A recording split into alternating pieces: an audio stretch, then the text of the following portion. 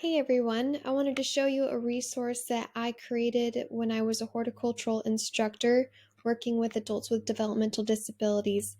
This was a project that I designed on Google Drive for our 14 veggie garden beds, and it was really helpful to plan the layout of the garden beds each year.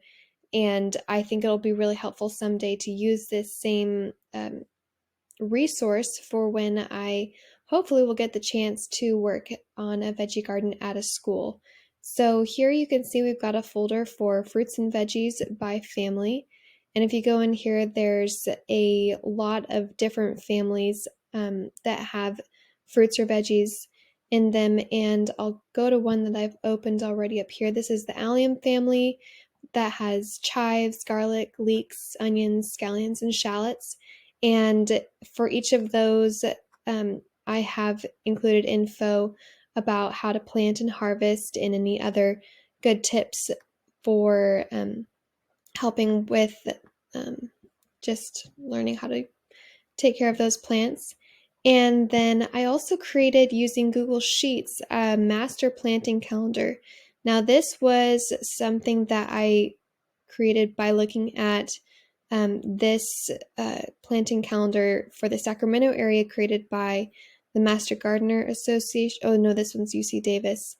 And it'll tell me when to either direct sow or plant in the greenhouse and when to harvest. And then there was also another Chico area one that I looked at.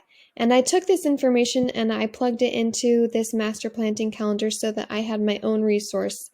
And as you can see here, the green is for when I would be planting in a greenhouse. And then the blue is when I would be planting in the ground. And the blue continues until you get to the red X, where that would be harvesting time. And I have this as my master version that I use each year. And you can actually see also some of these headings right here.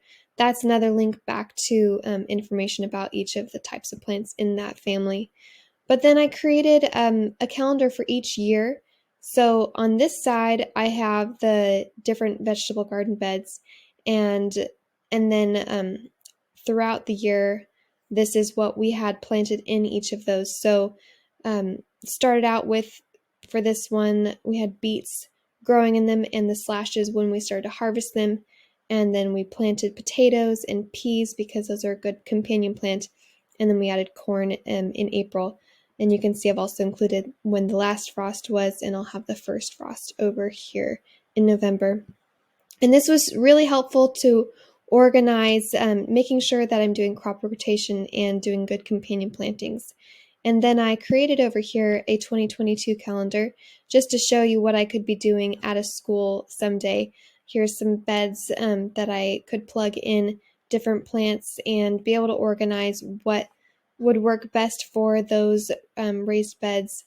And then hopefully this could be a really useful resource for me to make it a lot easier to just dive into teaching the kids about growing a veggie garden. And it was also really helpful to use Google Drive. So I hope this helped you guys see how you can use Google Drive in a different way.